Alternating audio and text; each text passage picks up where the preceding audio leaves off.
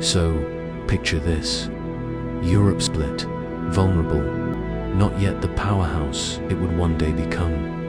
And then, out of nowhere, a storm of horsemen from the east, brutal, fast, and seemingly unstoppable. You've probably never even heard of Legniatsbut. What if I told you that this little-known battle might have saved the entire continent from being steamrolled by the Mongol Empire? I know, sounds like the stuff of medieval fiction, right?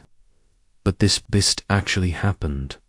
You're lying back, in the hush of evening, maybe beneath a soft blanket, maybe under dim, warm light. And right now, you're about to step into a moment of history you were never taught, but one that quietly shaped the world around you. Imagine a continent not yet carved by empires, not yet fortified by flags or national pride. Europe, in the early 1200s, is a scattered chessboard of lords, dukes, bishops, kings each, playing their own game. No one quite trusts anyone else. No one sees the full board. France is distracted. England is proud.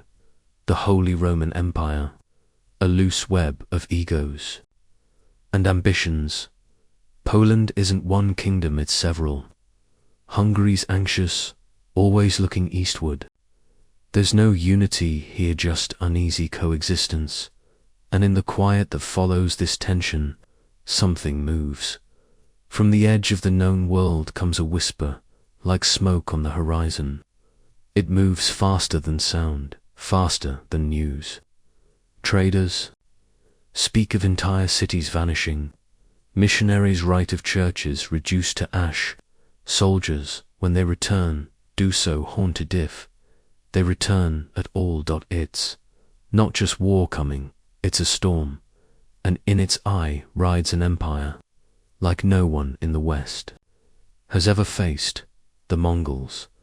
But let's not get ahead of ourselves, because this story, this almost forgotten story, isn't just about conquest.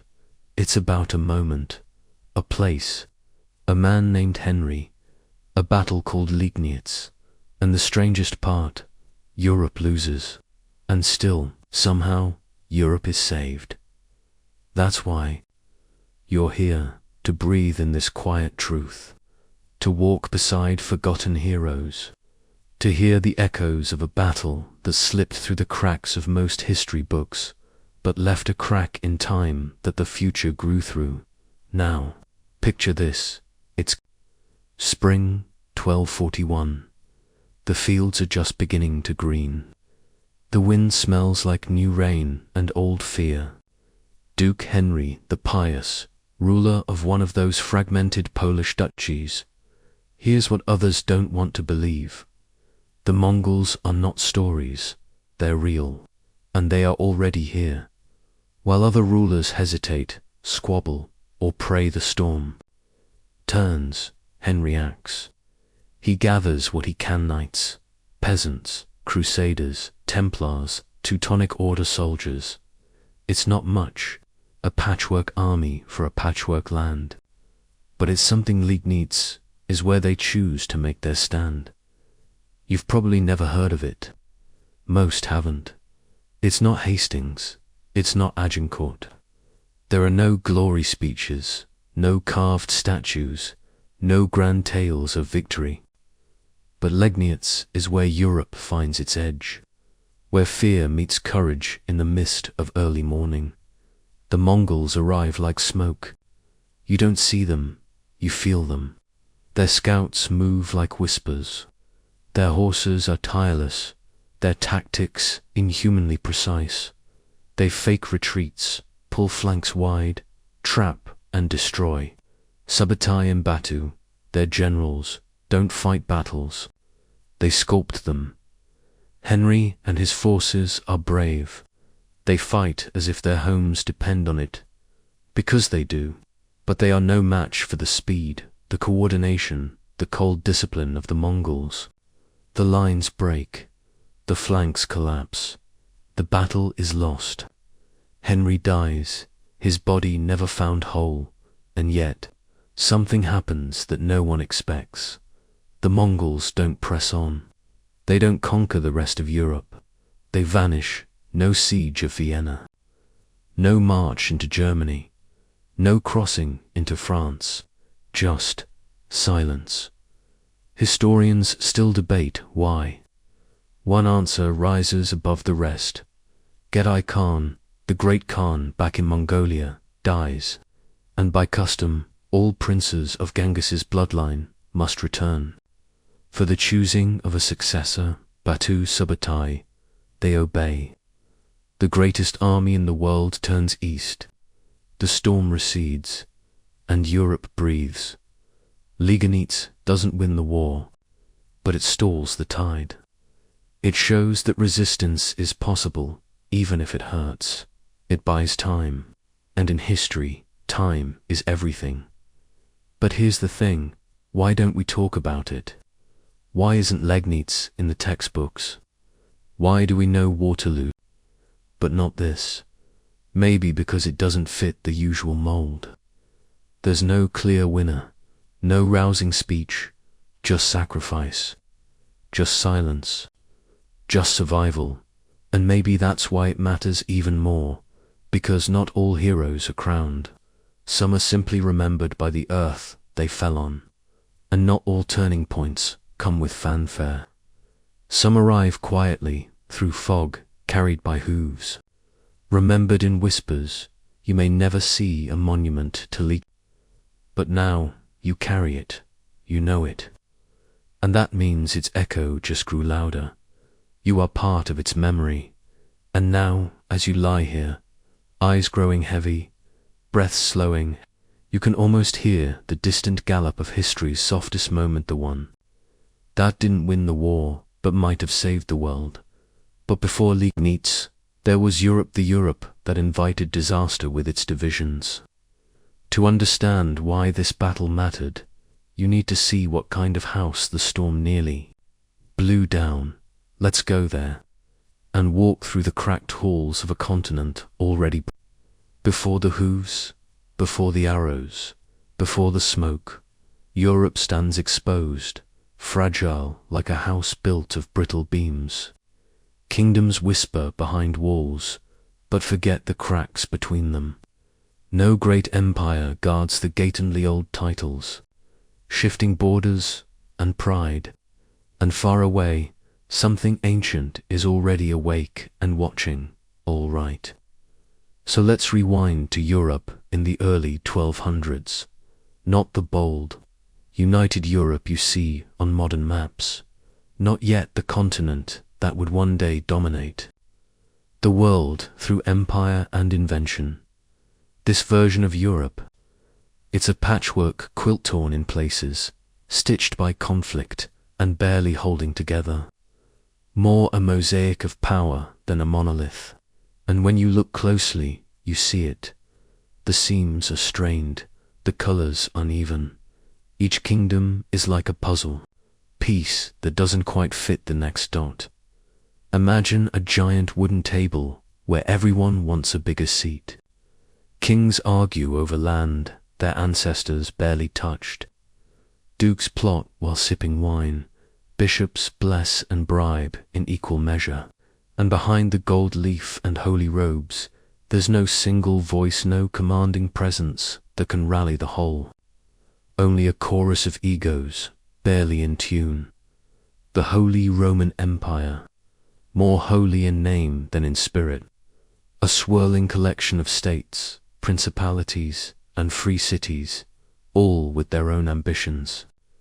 The emperor wears a crown, but that crown sits lightly, often contested, sometimes ignored. Loyalty flickers like candlelight pretty, but fleeting. Poland, meanwhile, is fractured literally, split into small duchies ruled by competing branches of the Piast dynasty. Each one clings to its patch of soil, to its own soldiers, its own banners. Cooperation, rare; suspicion, common. When one prince calls for help, the others ask who will benefit. Then they stay home. Hungary stands firmer, but it's uneasy watching the eastern horizon with a furrowed brow. The Magyars had once come, from the steppes themselves, long ago, now settled, now Christian, now rooted, but they remember. The fear never quite leaves the blood. There are stories of riders without banners, of smoke rising before the sky turns red. France and England, too busy with each other to care, locked in their endless push and pull, chess pieces across the Channel and the papacy. Loud, proud, but focused elsewhere, preaching crusades abroad, not caution at home. So here you have a continent of castles and cloisters, of crowns and crosses, but not of unity. No shared border patrol, no warning system, no understanding of what moves beyond the edge of their known world. Just an old house with beautiful halls, but broken locks on its doors, and into this house a storm is coming, but no one hears it, because life goes on. You walk through a market in Bohemia. Merchants laugh, trade spices and wool, coins clinking like tiny bells. A juggler tosses fire. A blacksmith wipes sweat and ash from his brow. No one talks of Mongols. No one fears the East.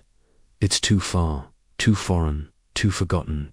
In cathedrals, monks illuminate scriptures by candlelight. Their fingers trace ancient verses. Their minds linger on Rome, on Christendom, on salvation and sin, not on tactics, not on cavalry, not on speed. But history doesn't wait for comfort in the East. There are already ashes falling where cities once stood. In the East, riders are already plotting rivers and bridges, forests and bottlenecks. Europe doesn't see them yet, but they are coming, not just as a threat, but as a mirror, to show what Europe lacks, to show what disunity invites. You walk through the courts of nobles, hear the debates, the intrigue, who inherits what, who married whom, who owes whom a favor, and you wonder if something terrible happened. Could these people even agree long enough to respond? The truth, softly, is no, not yet, because Europe still dreams. It is safe. It believes geography will shield it. Mountains, rivers, time. But mountains are only tall until someone rides over them, and rivers can be frozen, and time is running out. You step into a church near Krakow. The pews are worn smooth. A boy sings a hymn, his voice light as thread. His father kneels beside him, praying not for war, but for harvest, for peace. The prayer echoes through the chapel like breath through old stone. It's a beautiful moment, and it makes your heart ache, because you know what they don't. You know what rides beyond the Carpathians. You walk through the halls of Duke Henry's castle, Henry the Pious. He feels it, the unease, the soft dread. He reads letters from the East. He speaks with travelers who whisper of burning towns and vanished armies. He does not yet know where they'll strike, but he knows they will, so he sharpens his mind. He calls to Alisum. Answer, many delay. He counts soldiers. He studies terrain. He prepares, even when most around him still believe the East is just a shadow. Henry doesn't see himself as a savior. He sees himself as a line in the sand. If he can buy time, if he can make them bleed, perhaps others will listen. Perhaps Europe will rise, but that's still to come. For now, the stage is still being set. The audience still shuffles in their seats. The curtain hasn't lifted, but behind it, history waits, holding its breath, and as you lie here, breathing, slow and easy, you feel the hush of that waiting, the calm before knowing, the silence before sound, because the storm hasn't broken yet, but it's close. You hear it, don't you? The distant rhythm, like hooves across frozen earth, and in that sound you feel the shape of something unfamiliar. Not European, not Roman, not Christian, not familiar at all. Let's step beyond the edge, now onto the halls and maps of Europe, and into the far beyond the settled fields of Europe. Winds stir across the endless steppe. Not the sound of chaos, but of a rhythm honed by centuries. You ride with warriors who move faster than fear, not for plunder, but with purpose, precision, and pattern. And now that wind is turning westward. Close your eyes and stretch your mind eastward far, beyond the forests of Poland, past the Carpathians, beyond the wide rivers of Rus, out where the land breathes in vast, uninterrupted rhythms. The sky is huge here, and the ground stretches in all directions like a sea of waving grass. This is the steppe open, wild, and ancient, and from this ocean of land something rises, not a kingdom, not a faith, but a force. The Mongol Empire is not born in marble halls or cathedral courts. It begins in tents of felt and smoke, under skies with no borders. Its founder, Temujin, later known as Genghis Khanis, not crowned by papal decree but by survival, by vision, by absolute clarity of purpose. You trace his story like following hoofprints in the snow. A boy, orphaned and betrayed, grows into a leader who unites scattered tribes with an iron will and a code all his own. Loyalty is sacred, treachery is final. Every man has a place, and every punishment a reason. From these simple truths, he built something terrifyingly effective. By the time of his death in 1227, the Mongols have already smashed through the Jin dynasty in China, reduced the Khwarezmian Empire in Persia to ash, and struck fear into every city they pass. But Genghis is only the beginning. His son Gedai takes the reins, and under him, the Mongol war machine becomes something even more organized, systematic, relentless, precise. No longer just lightning strikes. Now, it's a weather system. You ride with them now, in your mind. Horses breathing in rhythm, hooves pounding like a drumbeat that echoes across mountain passes and frost-covered rivers. They move as one, but think in layers. Subutai the great general maps entire continents in his mind. He sends scouts 100 miles ahead, flanks 1,000 miles wide. Battles aren't won on instinct. They're orchestrated like music. Imagine this, an army that splits into 5, but fights as one. An army that brings siege engines across frozen rivers, that builds bridges as they march, that uses smoke, fire, deception, and discipline in equal measure. They conquered more land in 25 years than the Romans did in 400. They don't just destroy. They study, they adapt. They learn your roads, your languages, your weaknesses. Then they exploit them like a craftsman threading a needle, and they don't need a reason you'll understand to them. Conquest is not cruelty, it's order. In 1237, they reach the edges of Europe. The principalities of Rus fall one by one. Ryazan, Suzdal, Vladimir, all taken with brutal precision. Cities that stood for centuries collapse in a matter of days. Their names become whispers, their ruins reminders, and still, Europe doesn't believe. It's too far, too strange, too foreign to imagine as real. But you know better now. You ride beside them not with sword, but with awareness. You feel the rhythm of their movements, the terrifying quiet of their confidence. They don't come to debate, they come to decide. And now they're heading west. The plan is already unfolding. Subotai has mapped it out years in advance. It's not a raid, it's a message, a reshaping. Poland, Hungary, Austria, part of a larger strategy. Test the defenses, scatter the resistance, break the rhythm of Europe before it even finds its footing. You feel it, don't you? The fear isn't just in the size of their army. It's in the fact that they always seem to know what comes next. They vanish when you expect a fight. They return where no one watches. They use your own habits against you, your roads, your rivers.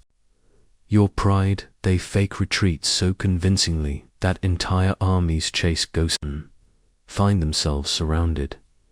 They don't fight where you are strong.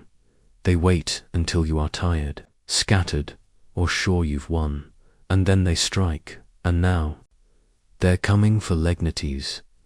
But before the clash, before the storm breaks, there is a field, a leader, a stand no one thought would matter. Let's walk into that moment now, where courage meets precision, and the future teeters quietly, on the edge of a forgotten battle. April winds carry more than spring, they carry the weight of war. You stand on a quiet field in Silesia, not yet scarred, not yet soaked. Across the morning mist, banners rise like questions with no answers. One side holds hope, the other precision sharpened by years. And in between them, the breath of history waits to be broken. It is early morning, April 9th, 1241. The grass is wet with dew. The fog has not yet lifted, and you are standing near the small town of Lignitz, in what is now southwestern Poland. You can hear the distant thud of hooves in the earth, not yet thunderous, but steady, methodical, like a heartbeat rising before a storm. All around you, soldiers ready themselves. Poles, Germans, knights from the Teutonic Order, and crusaders from faraway lands. A patchwork army for a fragmented continent. They speak in different tongues, but pray to the same God. At their center stands Duke Henry, the pious, a man not of grand speeches, but of action. His face carries the strain of responsibility. His banner carries the cross. Henry isn't a king, but today he leads like one. He knows what is coming. Word has reached him of what happened in Rus, in Hungary. Cities reduced to smoke, fortresses, bypassed resistance, crushed not by brute strength alone, but by something more terrifying, intelligence. The Mongols don't just fight, they study, they read you, learn you, and then break you from the inside. And yet, Henry stands. He has rallied what he can, thousands of soldiers from fragmented duchies, support from Christian knights, and the spirit of those who believe this line cannot fall. If Liegnitz breaks, the road west opens. Behind them lies Wroclaw, then Prague, then the heart of Europe. The sun climbs slowly as the mist begins to pull away, and across the field, a silence, then a shape, then many. The Mongols arrive not in roaring thunder, but in rhythm. Their banners flutter with symbols unknown to the Europeans' winding script, crescent shapes, animal totems. Their armor is light, their movements fluid.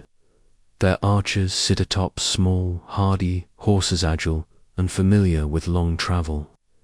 They carry composite, bows curved and cruel, and they never stop moving.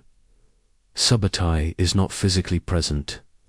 He directs the broader campaign, but his system is here, running perfectly.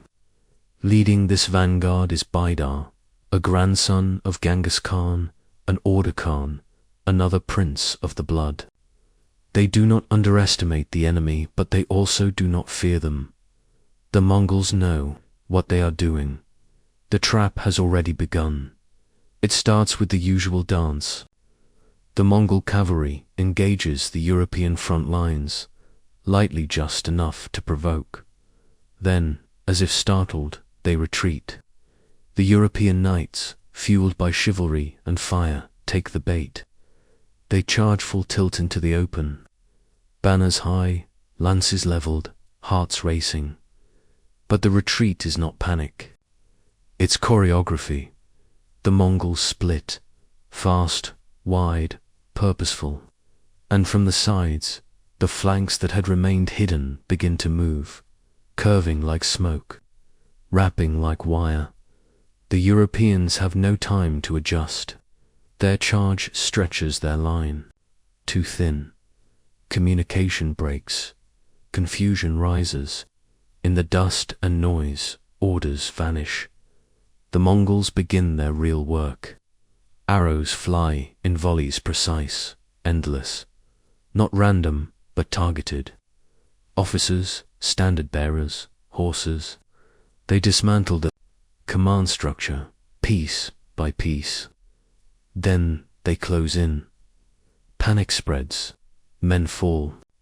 Some try to rally, but the air is thick with dust and death. The fog that once covered the field now seems to live inside the lungs of the soldiers.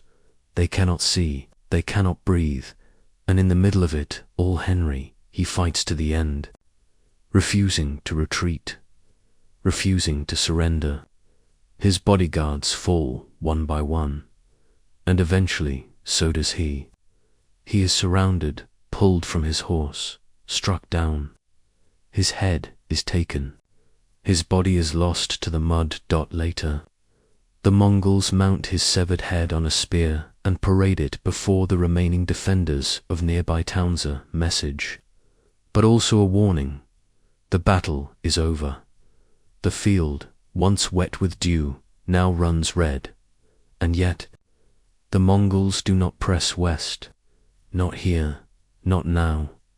What happened at Liegnitz is not a victory by numbers or outcome. Europe lost the battle. Its leader fell. The field was claimed by the invaders. But something shifted. Henry stood, Europe stood, even in fragmentation, even in the absence of certainty, even in the face of a force that no one understood. There was resistance, and that resistance changed the rhythm. The Mongols proved their might, but the Europeans proved their resolve. The echoes of Liegnitz would ripple far beyond the blood-soaked soil, not just in military terms, but in memory, in what Europe would become, in what it would never forget. And as you lie still, perhaps picturing that misty field under the pale April sky, you feel it, not the loss, but the line that was drawn. A single stand in a quiet place, bought with blood but remembered in silence. But what if the storm had kept going? What if no one turned back? In the next breath of this story, the Mongols disappear as quickly as they came, and in their absence, a different kind of fear begins to grow. Why did they stop? And what might they could have taken Vienna, Rome, even Paris. But then silence, the storm faded mid-breath. No grand surrender, no clash at the gates, just dust and hoofprints vanishing east. You trace this retreat not for answers, but for meaning. Because sometimes the world turns not on victory, but on pause. The field is still. The banners are torn, the bodies buried. The grass begins to grow again at Liegnitz, hesitant and thin. Europe has lost, but it hasn't fallen. And that is the part that confuses everyone. Because the Mongols stop. They don't press on to Wroclaw. They don't turn south to Vienna. They don't cross the Rhine or thunder through France. They simply vanish, as if history itself has taken a breath and chosen, for a moment, to hold it. You feel the silence. It isn't peaceful, it's disorienting, like waking after a nightmare that felt too real. You sit with it, blinking, unsure if it's truly over. And then the question begins to whisper through the halls of power, through the sermons of monks, through the gossip in market squares. Why? Why didn't the Mongols continue? They had the momentum. They had the advantage. Europe was fractured, panicked, unprepared. No coordinated army stood in their way. If they had turned west in full force, the road was open. The door was already swinging, and yet they turned round. Let's follow them for a moment. East, away from the smouldering ruins of Liegnitz. East, across the wide rivers of Poland. East again, past the edge of the known map. You ride now in the company of Bata Khan, grandson of Genghis, and the brilliant general Subutai. Their armies move as efficiently in withdrawal as they do in attack. No disorder, no desperation, just a precise turning, like a machine redirected. The reason lies far away, in a distant capital none of the European kings have ever seen, in Karakorum. The sacred heart of the Mongol Empire. News has arrived. Gedai, Khan III, son of Genghis, the great Khan who united the sprawling domains, has died, and now everything must change. Because in Mongol law, when the Khan dies, the empire waits. No matter the campaign, no matter the conquest, the ruling family, those descended from the golden lineage, must return home to hold a Kurultai, a grand council where the next Khan is chosen. It is more than ceremony. It is structure, unity, the bones of the empire. Without a Khan, there can be no consensus. Without consensus, no new wars are sanctioned. So Bato, who has crushed Russia and burned through Poland, now faces an invisible command. One written not in ink but in custom, carved into the spine of Mongol law. Return. Even Subutai, who had dreamed of riding into the heart of Europe, who had mapped it all with terrifying foresight, even he cannot argue. The rhythm of the campaign halts mid-beat. Plans are folded. The storm recedes, and Europe is spared. But it's not a victory. No banner is raised. No city is retaken by force. The leaders of Europe don't force the Mongols to retreat. They were never in control. The truth is unsettling.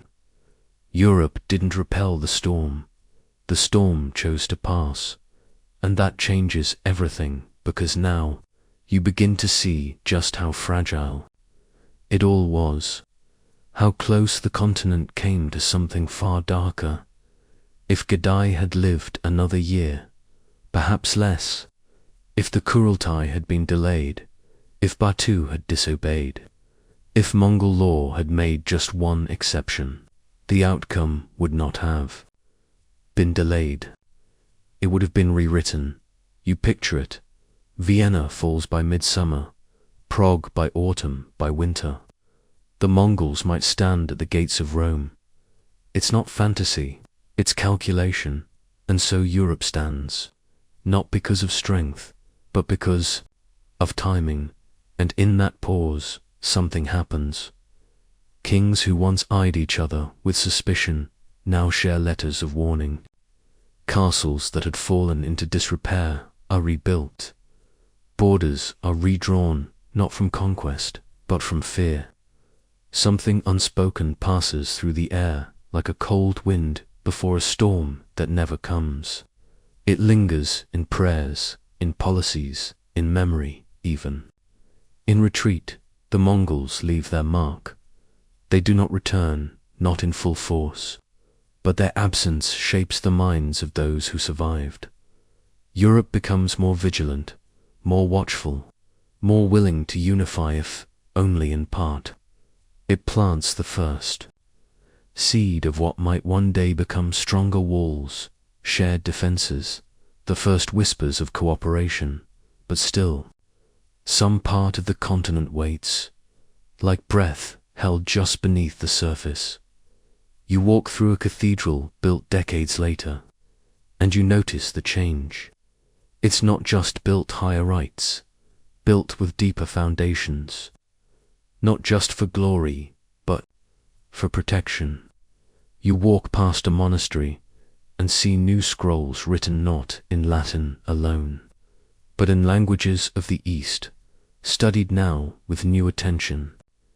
You hear stories in every village of the horseman who vanished, of a battle few remember, of a fate narrowly escaped, and you understand, sometimes history isn't shaped by the battles we win, but by the ones that were never fought. And now, lying quiet beneath blankets or drifting beside candlelight, you feel the breath of a continent that almost vanished and didn't. You don't know what might have happened if the Mongols had kept coming. No one does, but the fact that they stopped without being forced to is what makes the silence feel so loud. But what happens after the silence? What fills the space where fear once stood? In the next chapter, you walk among kings and borders, and begin to feel how this pause became a pulse, the slow, shaping echo that helped form the nations we know today. Lignitz didn't stop the Mongols, but it jolted Europe awake. A slap of wind against the shutters of a dreaming house. Walls rose higher, letters traveled faster, alliances stretched further, not from hope, but from fear, and sometimes fear plants the deepest roots. What was once scattered began to bend, slightly, toward something shared. The battlefield is quiet now, but the ripple it left behind still moves beneath the soil. You feel it when you walk the stone paths of cities rebuilt. When you pass through arched gates, no longer ceremonial but fortified. You see it in the eyes of rulers, suddenly older, suddenly more aware that time does not promise warnings, and history doesn't always knock before it enters. Europe, for the first time in a long time, pauses. The quiet after Lignitz is not peace, it is processing. A silence that wraps itself around the continent like a heavy cloak. Kings and dukes, priests and generals, they all ask the same question in different words. What if they return? Because what happened wasn't a victory, it was an awakening. It was the slap that woke up a sleepwalker, and once eyes were opened, they did not close again so easily. You walk through the court of King Bela of Hungary. He had faced the Mongols, directly felt their fire, seen his cities turned to ash. And when they vanished, he did not exhale in relief. He began to rebuild. Stone, not wood. Walls, not fences. Fortresses strong enough to resist more than just rebellion. He welcomed settlers to fill empty lands, rewarded soldiers for loyalty, and issued charters designed to keep power consolidated. This was not nostalgia, it was adaptation. Poland too, though wounded, begins to shift. The duchies that once hide each other with mistrust now write more letters than insults. Diplomacy stirs in place of rivalry. There are attempts, not always successful, not always lasting, but attempts, to think of Poland as a single place again. The Holy Roman Empire watches and waits. But even there, something changes. The idea of shared defense takes root. Loose. Alliances grow less loose. Not unity, not yet, but a cautious choreography begins to form. A way of thinking beyond one's own field, one's own town, one's own border. Because now, everyone understands, the next storm might not turn away. You feel it in the churches too. The prayers are different. No longer just for salvation, but for strength. Monasteries begin recording not just scripture, but strategy. Messages are encoded, routes are mapped. You see new symbols etched into old stone visions of Eastern horsemen, not as demons, but as warnings. The whispers from League spread like a slow fire. Traders speak of the battle in hushed tones as they move from city to city. The Mongols become not myth, but memory. Not a distant people, but a recent shadow. And in that shadow, Europe begins to reach toward the light, but carefully, it isn't all noble, this change. Some rulers act from fear. Some hoard power under the guise of protection. Fortresses are built not just to defend, but to dominate. People are taxed more in the name of future armies. Fear brings growth, yes, but it also brings control. Still, progress inches forward. You sit beside a well in a town rebuilt with thicker walls. A mother draws water, and her son asks about the statues near the gate. That's Duke Henry, she tells him. He died in a battle long ago. She doesn't mention that they lost, only that he stood. Sometimes the standing is enough. You notice that history remembers in curious ways. It forgets the names of soldiers, but remembers the cities that survived. It loses the date, but keeps the fear. And slowly, fear becomes preparation. Preparation becomes policy. And policy sometimes becomes unity. You walk the edge of a castle wall built not long after Legnitz. The stone is rough, uneven, but solid. You run your fingers along its surface, and you think about the people who carried each rock, shaped it, placed it. They may not have known where the next threat would come from, but they understood that they could not be so soft next time. And in that decision, something stirs. A different kind of Europe begins to form. Not yet whole, but aware. Not yet strong, but watchful. Not yet united, but alert to the cost of division. All of it seeded by fear, watered by loss, grown in silence. And while Legnitz fades in the records of some kingdoms, in others it is etched deeper. A turning point with no parade. A warning with no final line. You listen now, in this quiet hour of thought and sleep, and you feel it. The slow hum of change, of consequence, of how one moment, even in defeat, can echo into the bones of nations. Europe never forgot that it didn't win, but more importantly, it remembered that it almost didn't survive, and that memory reshaped. Its edges not overnight, not evenly, but deeply. But who carries that change? Who bears its weight without reward, without mention? In the next chapter, you'll walk beside the forgotten those who held the line, then disappeared into quiet ground. Not kings, not generals, but the quiet ones who shaped the future with their stillness. There was no triumph, no returning king with laurels, only a silence that swallowed both victory and grief. History often remembers the loudest echoes, but sometimes the softest footsteps leave the deepest trails. This is a story that slipped through the cracks, but still breathes. So why don't we talk about Legnitz? You walk through the worn corridors of time, and you realize some moments are loud, gilded in glory, carved in stone.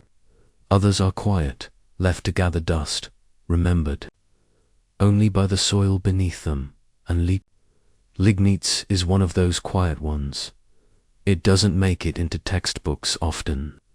It's overshadowed by the grander, cleaner victories, like the siege of Vienna centuries later, where Christian armies united to stop the Ottomans in dramatic fashion, or the Battle of Tours, where Charles Martel is said to have halted the Islamic advance into Western Europe.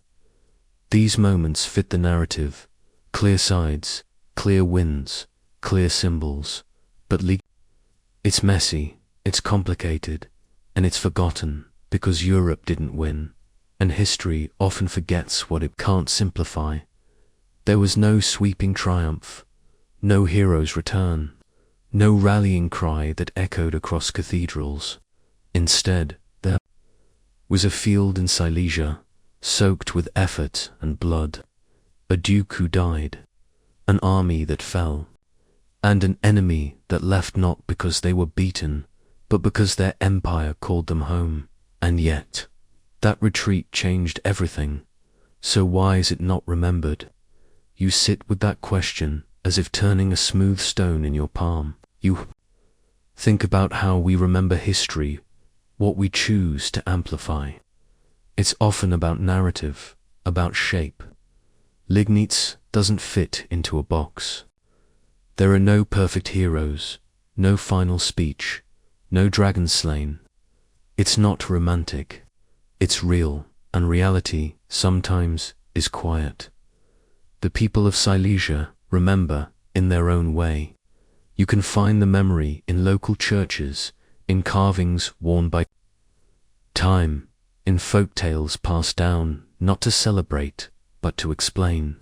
But beyond that, it fades, lost beneath the weight of louder centuries, because Liegnitz isn't a story about domination.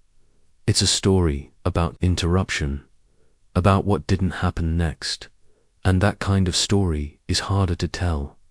You reflect on how many of our lives are shaped not by the victories we parade, but by the moments we almost lost, the accident that didn't happen, the phone call that came just in time, the quiet decision no one saw.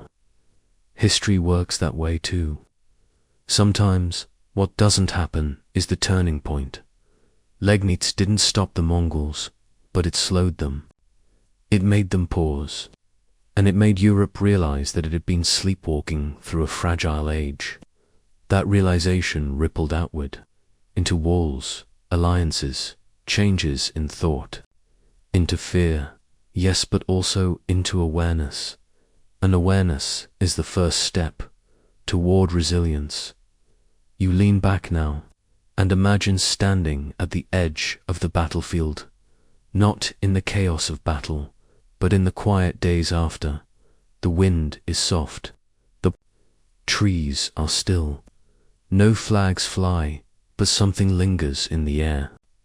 Not victory, not defeat, something older, something like awakening. You imagine the mother whose son never returned, the smith who sharpened blades and never held one, the monk who wrote the names of the fallen, knowing most would never be read.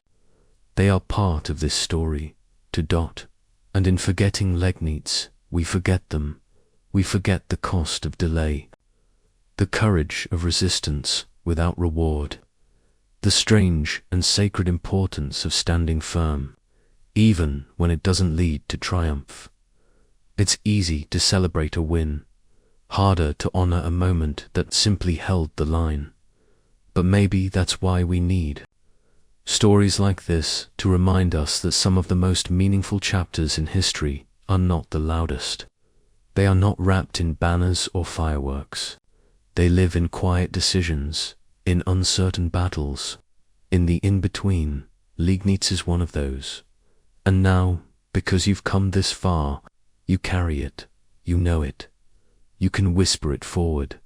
You can remind others that history isn't just a string of glorious victories. It's also a record of the times we almost lost everything, and didn't, because someone stood, because someone stayed, because someone believed that even in defeat, something could still be saved, and maybe something was. But behind every battle remembered or forgotten are the people who bore its weight, not generals or kings, but the quiet ones who held the line, then disappeared. Let's walk beside them now into the long, silent field of memory. Let's lie down with the forgotten heroes. A whisper echoes longer in a quiet room. Some battles are not won or lost. They are remembered or they vanish. Liegnitz was neither triumph nor tragedy, but a hinge in history.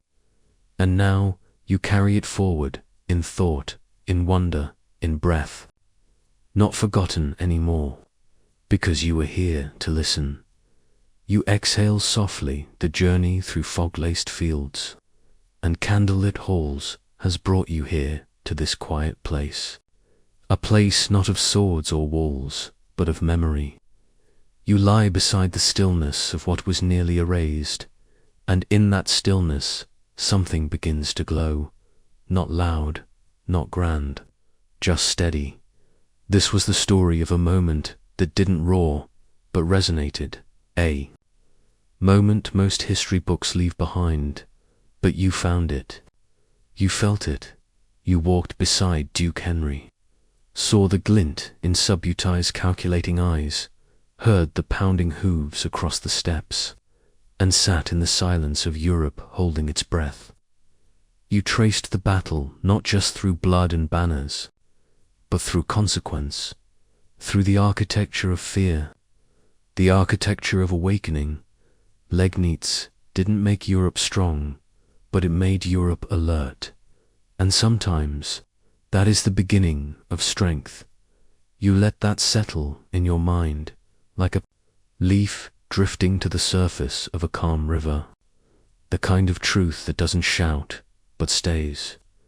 You think about how often history repeats the stories of victors, the ones who finished things, and how rarely it honors the ones who bought the world a pause. This was a pause, a breath, a sliver of time that shaped a countenance future, and now it's not forgotten, because now you know it. And that's something sacred.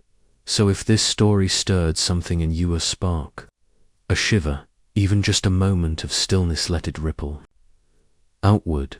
Share it with someone who might see beauty in the pause, who might understand that the quiet chapters of history are often the ones with the deepest roots, or maybe, just maybe, you'll start to notice more of these moments. The nearly lost, the background voices, the silent choices that never made it into bronze statues or gilded books. Because history isn't just made by those who win. It's made by those who endure, who hold the line even when no one's watching. And if you'd like to walk through more of these forgotten corners with me, if you find comfort in this slower, softer way of remembering, then stay close, subscribe, maybe leave a thought in the comments, or tell me what other quiet histories you'd like to explore together. There's always more to uncover, always another shadow to gently lift, because sometimes the most powerful truths are the ones we nearly lose matter. And when you wake, there will be more stories waiting just beyond the veil of time.